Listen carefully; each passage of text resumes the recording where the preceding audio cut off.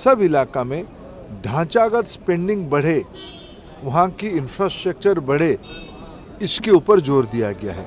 इस बजट में प्रधानमंत्री आवास योजना को महत्व दिया गया है।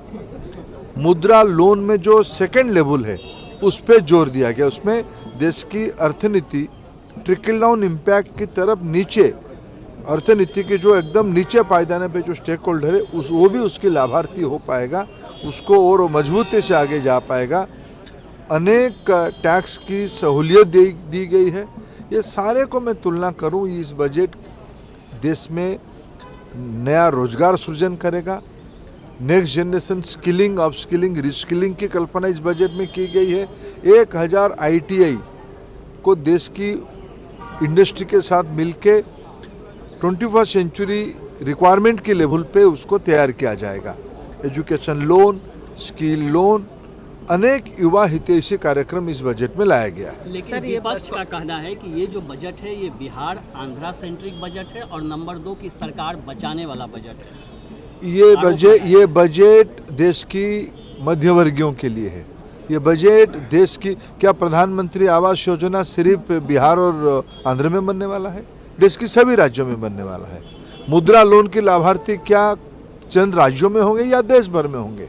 स्वनिधि देश के गरीब स्ट्रीट हॉकर्स के लिए, स्ट्रीट वेंडर्स के लिए उपलब्ध है।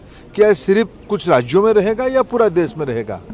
विपक्ष एक नकारात्मक मानसिकता से गुजर रहा है।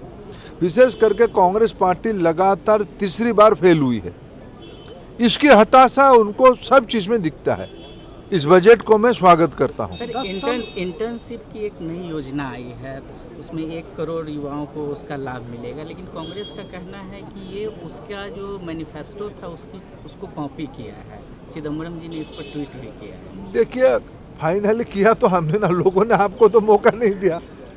आप कई सारा आपने पीढ़ी दर पीढ़ियों तक आपने कई बात को कहते रहे।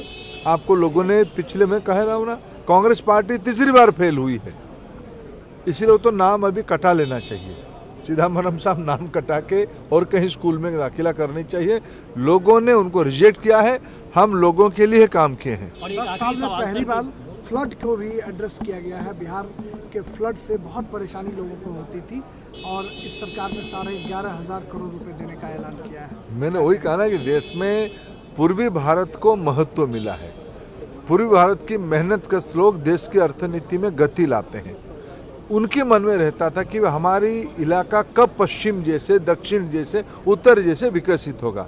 इस बार बजट की जो आउटलाइन है, जो एक टेम्पलेट बनाई गई है, पूर्वोदय, और इस विषय को मैं तो सौभाग्यशाली हूँ, उस पहला मीटिंग का मैं साक्षी हूँ। उड़ीसा की एक जनसभा में 2015 में माननीय प्रधानमंत्री पूर्वोदय के बारे में पारादीप रिफाइनरी को लोकार्पित करते हुए कहा था। वो उसमें निरंतर कहे, पूर्वोत्तर भारत के बारे में कहें, पूर्वोदय के बारे में कहें। अरे सारे, सिर्फ बिहार में फ्लड कंट्रोल की बात नहीं कही, उन्होंने आसाम को भी कही। ये सारे लंबे समय की मांग होती थी उस इलाके की। भारत सरकार ने इस बार उसको प्राथमिकता दी है। आखिरी सवाल सर आपके राज्य का है। बीजेडी ने बाइकॉट किया है राज्यसभा में और कहा कि उड़ीसा के लिए कुछ नहीं है और सिर्फ टूरिज्म की बात की गई है, वो भी क्लियर नहीं है कि उसमें क्या। देखिए, पूर्वोदय की उनको इंतजार करनी चाहिए, राज्यसभा में वो पार्टिसिपेट करनी चाहिए, उनको भी समझ में आ जाएगी।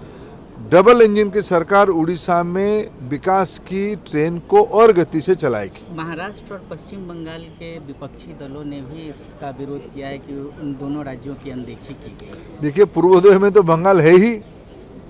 अभी देखो, ये सारा विषय में सबसे, अगर ये जो MSME की अगर सबसे कोई प्रांत लाभार्थी होगा, उसके नाम महाराष्ट्र होगा, उसके नाम गुजरात होगा। देखिए, इकोसिस्टम सबकी बन चुकी है। पहली बार मैं माननीय प्रधानमंत्री जी को आभार प्रकट करूंगा, पिछड़ेपन को उन्होंने सामने से उसको समाधान की रास्ता निकाली है। क्या असुविधा था पिछले दिनों में बिहार की बाढ़ के बारे में चिंता करना? क्या असुविधा उड़ीसा जैसे इतना सुंदर प्रांत के पर्यटन पे कैपिटल ग्रांट केंद्र सरकार से बढ़ाना? आपको तो किसी ने मना नहीं किया था। अगर मोदी सरकार आज उसको कर रही है तो आप उसको स्वागत करनी चाहिए।